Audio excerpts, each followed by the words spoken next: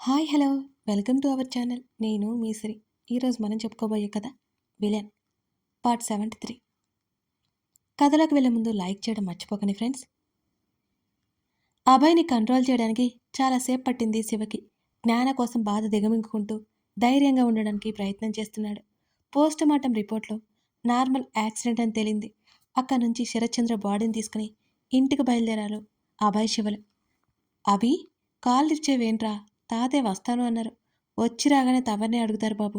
అసలు ఎక్కడికి వెళ్ళావు? మధ్యాహ్నం ఎప్పుడో వెళ్ళావు అని అనుకుని ఫోన్ ట్రై చేస్తుంటే అసలు అతను లిఫ్ట్ చేయనేలేదు. నిట్టూర్చి ఫోన్ పక్కన పెట్టేసి వచ్చింది. చేతిలో ఫైల్ తీసుకోగానే తలుపు చప్పుడైంది. తలెత్తి చూసిన జ్ఞానకి అభయ్ కనిపించాడు. వచ్చావా?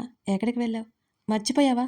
తాతయ్య వస్తా అన్నారు అని చెప్తూ, ఏంట్రా ఫేస్ అలా ఉంది, బాగానే ఉన్నావా అని అతని దగ్గరగా వెళ్తూ అడిగింది జ్ఞాన. ఆమె చేతిలో ఉన్న ఫైల్ టీపాయ్ మీద పడేసి, రండి అన్నాడు అభయ్. అసలు ఎలా ఉన్నావో చూసుకున్నావా? ముందు ఫ్రెష్ అయ్యిరాపో, వెళ్దాం అని ఆమె అంటుంటే, ముందు రండి, తాతయ్య వచ్చారు అని అన్నాడు అభయ్. నువ్వు ఫ్రెష్ అయ్యిరా, నేను వెళ్తానులే అంటున్న జ్ఞాన చేతిని పట్టుకుని, నాతో రండి అంటూ ఆమెను తీసుకెళ్తున్నాడు అభయ్. నాకు అర్థమైంది, తాతయ్య వచ్చిన హడావుల్లో ఇలా ఉన్నావన్నమాట అంటూ చిన్నగా నవ్వుతూ ఆమె మాట్లాడుతూ ఉంటే, ఆమె నవ్వు వెనుక కాసేపట్లో ఆమె పడబోయే బాధ తలుచుకుంటుంటే అతనికి గుండె ఆగిపోతున్న ఫీలింగ్ కలుగుతోంది అభయ్కి. తన చేతిని పట్టుకుని స్టెప్స్ దిగుతున్నాడు అభయ్. హాల్లో ఎవరూ కనపడలేదు. ఎవరూ లేరేంటి, తాతయ్య ఎక్కడా అని ఆమెని హాల్లో నుంచి బయటకు తీసుకెళ్లాడు. గార్డెన్లోకి ఆమె మాట్లాడుతుండగానే పనివాళ్ళు సెక్యూరిటీ మొత్తం నిలబడి ఉన్నారు. ఏంటి వీళ్ళంతా ఇక్కడ ఉన్నారు అని అనుకుంటూ, తాతయ్య వచ్చి రాగానే మీటింగ్ పెట్టారా అంది అతనితో. అతని నుంచి సమాధానమే రాలేదు. అందరూ జ్ఞానం వైపు జాలిగా చూస్తుంటే అనుమానం కలిగింది ఆమెలో.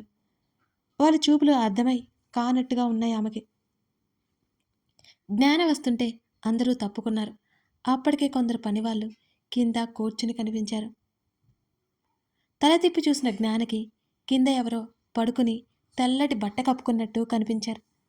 ఆమె గుండె వేగం అమాంతంగా పెరిగిపోయింది. ఆమె నుదుటిన చిరుచెమటలు పట్టాయి. గట్టిగా అభయ్ చేతిని పట్టుకుంది. జ్ఞానభుజం చుట్టూ చెయ్యేశాడు అభయ్. ఒక్కొక్క అడుగు ముందుకు వేస్తుంటే జ్ఞాన ఊపిరి భారంగా మారింది. తెల్లబట్ట మెడ వరకు కప్పి ఉన్నారు. శరత్చంద్ర పార్థివ దేహానికి 10 మీటర్ల దూరంలో డెడ్ బాడీ ఉంది అనగా తన తాతయ్య శవం కనబడడంతో జ్ఞాన కళ్ళు తీక్ష్ణతని సంతరించుకుని పెద్దవయ్యాయి. తాతయ్య, ఆమె గొంతు సన్నగా వణుకుతోంది. అభయ్ చేతిని విడిపించుకుని పరిగెత్తింది. శరత్చంద్ర బాడీ దగ్గరికి వెళ్ళి, తాతయ్య, తాతయ్య, ఏమైంది నీకు? ఎందుకలా కళ్ళు మూసుకుని పడుకున్నావు? చూడు నన్ను అంటూ ఆయన ముఖాన్ని పట్టుకొని ఆమె అడుగుతుంటే ఆ దృశ్యం చూస్తున్న అందరి కళ్ళల్లో చప్పున నీళ్లు తిరిగాయి. విషయం అర్థమైన జ్ఞాన కళ్ళల్లో నీళ్లు వదలైపోయాయి. వెంటనే ఆమెను చేరుకున్నాడు అభయ్. తాతయ్య, తాతయ్య, మాట్లాడు అని గట్టిగా ఏడుస్తుంటే ఆమె భుజం చుట్టూ చేయేసి పక్కన కూర్చున్నాడు అభయ్. అభి, అభి, తాతయ్య లేవట్లేదు, నువ్వైనా చెప్పు అంటూ రక్షిత్ పక్క నిలబడి అతని చేతులు గట్టిగా చుట్టేసి భయంగా చూస్తోంది స్వేచ్ఛ. ఏడుస్తున్న జ్ఞానం చూస్తుంటే స్వేచ్ఛ కళల్లో నీళ్లు తిరిగాయి. అభి, తాతయ్య అంటూ గుండె పగిలేలా ఏడుస్తోంది జ్ఞాన. ఆమెనలా చూస్తుంటే అక్కడ ఉన్న వారందరి హృదయం కదిలిపోయింది. అభయ్ ఓదార్చడానికి వీలు కావడం లేదు.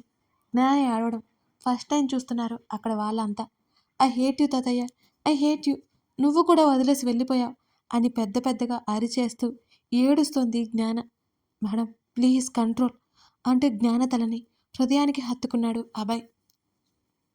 అభి, నా వల్ల కాదు అభి, నా వల్ల కాదు అని ఆమె ఏడ్చి ఏడ్చి కాసేపుకి ఆమె గొంతు పూడుకుపోయింది. తాతయ్య, ఐ హేట్ యూ, తన తాతయ్య హృదయం మీద పడి ఏడుస్తూ చెప్పింది జ్ఞాన. అప్పటికే సాయంత్రం అయింది. ఇంకా టైం గడిచిపోతే దహన సంస్కారాలు చేయకూడదని ఎవరో చెప్పడంతో ఆ ఏర్పాట్లు చూడమని చెప్పాడు అభయ్. నేను ఒప్పుకోను అభి, నేను అసలు ఒప్పుకోను, తాతయ్యని తీసుకెళ్ళడానికి నేను ఒప్పుకోను, అసలు వీల్లేదు అని చిన్నపిల్లల శరత్చంద్ర బాడీకి చేతులు అడ్డుపెట్టి అందరి వైపు వేలు చూపించింది జ్ఞాన. ఆమె తలని హృదయానికి హత్తుకొని, తాతయ్యక లేరు, ఈ నిజాన్ని మనం అంగీకరించాలి. ప్లీజ్ అర్థం చేసుకోండి. సమయం దాటిపోతుంది. నేను వెళ్ళి జరగాల్సిన కార్యక్రమం చూస్తాను అని అన్నాడు జ్ఞానకు నచ్చజెప్తూ అభయ్. అతని చొక్కా 2 చేతులు పిడికిలి మధ్య బిగించి అతని హృదయంలో ముఖం దాచుకొని వెక్కి వెక్కి ఏడ్చింది జ్ఞాన. చూస్తున్న వారిలో కంటతడి పెట్టిన వారు ఎవరూ లేరసలు. శరత్చంద్ర వారికి చేసిన మేలు గుర్తుపెట్టుకొని ఆయన ఇక లేరు అనే నిజాన్ని తట్టుకోలేక కొంతమంది ఆయన కాళ్ళ దగ్గర కూర్చుని ఏడుస్తున్నారు.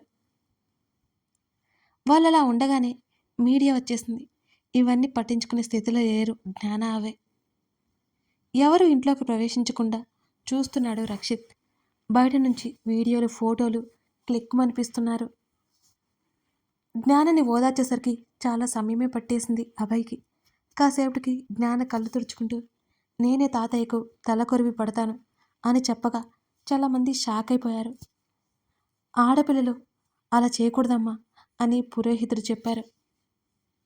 మా తాతయ్య నేను చేస్తే తప్పేంటి? ఆమె కోపంగా చూసింది. అది కాదు తల్లి అంటూ వాళ్ళేదో నచ్చజెప్పబోతుంటే మీరు ఆగండి పంతులు గారు. ఈ ఇంటికి వారసురాలు. తను పెడితే తప్పేంటి? మీరు ఆ ఏర్పాట్లు చూడండి అని ఆర్డర్ పాస్ చేసి ఆమెను బలవంతంగా కాసిని మంచినీళ్ళు తాగించి జ్ఞానాన్ని స్వేచ్ఛగా అప్పచెప్పి మిగతా కావాల్సినవి చూస్తున్నాడు అభయ్. ఒక పక్కన కూర్చుని శరత్చంద్ర శవం వైపు కన్నీళ్లు కారుస్తూనే చూస్తోంది జ్ఞాన. జ్ఞానని హత్తుకుని ఓదార్చుతోంది స్వేచ్ఛ. జ్ఞానకి ఏమాత్రం ఏడుపు ఆగట్లేదు అసలు.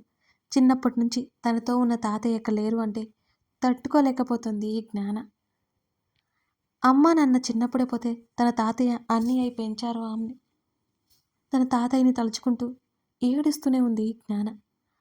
తన తల్లికి ఆ విషయం తెలియకూడదని పని వాళ్ళ అందరితో గట్టిగా చెప్పాడు అభయ్. శరత్చంద్ర చేత సాయం పొందిన వాళ్ళందరూ చూడ్డానికి తండోపు తండాలుగా వచ్చేశారు. మరో గంటలోనే అన్నిటినీ ముగించేశాడు అభయ్. స్వేచ్ఛ ఇంటి దగ్గరే ఉండిపోయింది. తను కూడా వస్తాను అంటే రౌలి దగ్గర ఉండమని చెప్పి వాళ్ళతో పాటు కదిలాడు రక్షిత్. శరత్చంద్ర పార్థివ దేహం పక్కన కూర్చుని వైకుంఠ ధామానికి దారి తీశారు అందరూ. వీళ్ళు వెళ్ళేసరికి అక్కడ ఏర్పాట్లు జరిగిపోయాయి. తన తాతయ్య దేహానికి నిప్పంటించాలని భయంగా ఉంది జ్ఞానకి. అభి తాతయ్యకి నొప్పొస్తుంది అని ఆమె చిన్నపిల్లలా చెప్తుంటే ఆమె ముఖాన్ని చేతుల్లోకి తీసుకొని నచ్చజెప్పి ఆమెను ఈ ప్రపంచంలోకి తీసుకువచ్చే ప్రయత్నం చేయసాగాడు అభయ్. అభయ్ గుండెల్లో ముఖం దాచుకొని శరత్చంద్ర దేహానికి నిప్పెడుతుంటే ఆమె చేతిలో ఉన్న నిప్పు కర్ర పక్కకి పడిపోతుంటే దాన్ని పట్టేసుకొని సరిగ్గా అంటించాడు రక్షిత్. ఎటువంటి భావాలు రేకెత్తని అతని హృదయంలో దిగులు కమ్ముకొని అతని కళ్ళల్లో తడిచేరింది. వెంటనే తల విదిలించుకుని శరత్చంద్ర వైపు చూస్తూ నిప్పు అంటించేసి పక్కకు వచ్చాడు రక్షిత్. జ్ఞానని అక్కడి నుంచి తీసుకొచ్చేశాడు అభయ్. ఆమె ఎడతెరిపి లేకుండా కన్నీళ్లను బయటకు పంపిస్తూనే ఉంది. ఆ రోజు ఎలా గడిచిపోయిందో కూడా తెలియలేదు వాళ్ళకి. జ్ఞాన భోజనం ముట్టను కూడా ముట్టలేదు. అభయ్ ఎంత బ్రతిమాలినా నిద్ర కూడా కరువైపోయి ఏడుస్తూనే ఉంది. ఇన్ని సంవత్సరాలుగా తను మోసుకొచ్చి పెట్టుకున్న గాంభీర్యత గాలిలో కలిసిపోయింది. తన తాతయ్య ఇక లేరు అనే విషయం జీర్ణించుకోకపోవడం ఆమెకి చాలా కష్టంగా ఉంది. ఆఫీస్ వ్యవహారాలు స్టాఫ్ చూసుకుంటున్నారు. అవకతవకలు ఉంటే శివని ఇన్ఫార్మ్ చేయమని చెప్పాడు అభయ్. మరో 2 రోజులు ఆ ఇల్లు శ్మశాన నిశ్శబ్దాన్ని ప్రతిబింబించేలా ఉంది. జ్ఞాన దగ్గరికి అప్పుడప్పుడు వెళ్తూ ఆమెను ఓదారుస్తూనే ఉంది స్వేచ్ఛ.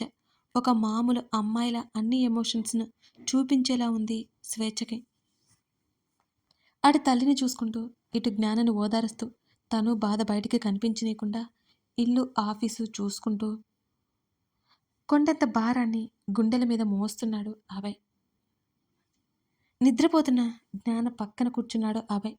ఆమె అంతగా ఎఫెక్ట్ అవుతుందని అతడు ఊహించలేకపోయాడు. అతడు ముందు మామూలుగా ఉండడానికి ప్రయత్నం చేస్తుంది. కానీ ఆమె బాధ దాచుకోలేకపోతుంది. ఆమె చెంపల మీద కన్నీటి చారికలు కనబడుతూనే ఉన్నాయి. అదంతా చేయించింది విశ్వనాథ్ అని అభయ్కి తెలుసు. జ్ఞానతో ఆ విషయం చెప్పలేదు. అలా హత్య చేయబడ్డాడని తెలిస్తే ఆమె తట్టుకోలేదు. ఆమె అపరకాలిలా మారుతుంది. ఆమె తల నిమిరి అంత రాత్రి వేళ బయటకొచ్చాడు అభయ్. సెక్యూరిటీ ఇంతకు ముందు కంటే మెరుగ్గా ఉన్నారు. అంత రాత్రి అవుతున్న రక్షిత్కి నిద్ర పట్టక బాల్కనీలో అటు ఇటు తిరుగుతూ కనిపించాడు. స్వేచ్ఛ నిద్రలోకి జారుకుంది. ఆ అబ్బాయి బయటికి రావడం కనిపించింది అతనికి. సరాసరి కార్ షెడ్ దగ్గరికి వెళ్తుంటే ఎందుకో అనుమానం వచ్చింది రక్షిత్‌కి. అసలే బాధలో ఉన్నాడు. చెప్పలేని ఆవేశంలో ఉన్నట్టు అతన్ని చూస్తూనే అర్థమవుతుంది. ఇంకా ఏమాత్రం ఆలస్యం చేయకుండా గబగబా కిందకు వచ్చేశాడు. అప్పటికే అభయ్ కారు మెయిన్ గేటు దాటింది. వెంటనే బైక్ తీసుకుని అతన్ని ఫాలో అవ్వసాగాడు రక్షిత్. అభయ్ కారు వేగంగా వెళ్ళిపోతూనే ఉంది. ఆ కారు వేగాన్ని అందుకునే ప్రయత్నం చేస్తున్నాడు రక్షిత్. అతనికి చాలా కష్టంగా ఉంది. విశ్వనాథ్ ఊర్లో లేడు. ఊర్లో ఉంటే ఆ కోపంలో అతన్ని చంపేసేవాడు అభయ్. సిటీ ఔట్స్కట్స్ వైపు వెళ్తున్న అభయ్ కార్ని చూస్తే రక్షిత్‌కి అనుమానం ఎక్కువైపోయింది. కనురెప్పైనా కొట్టకుండా ఆ కార్‌నే ఫాలో అవుతున్నాడు రక్షిత్. కథ కొనసాగుతోంది. శరత్చంద్ర ప్రాణాలు పోయాయి. దానికి కారణం విశ్వనాథ్. మరిప్పుడు అభయ్ ఎక్కడికి వెళ్తున్నాడు? రక్షిత్ అభయ్‌ని చేరుకుంటాడా? అభయ్ ఏమైనా ప్రమాదంలో పడబోతున్నాడా? ఇవన్నీ తెలిస్తే జ్ఞాన ఏమవుతుంది? ఈ ప్రశ్నలకి సమాధానాలు తర్వాత ఎపిసోడ్స్‌లో ఉంటాయి. ఫాలో అవ్వడం మరవకండి.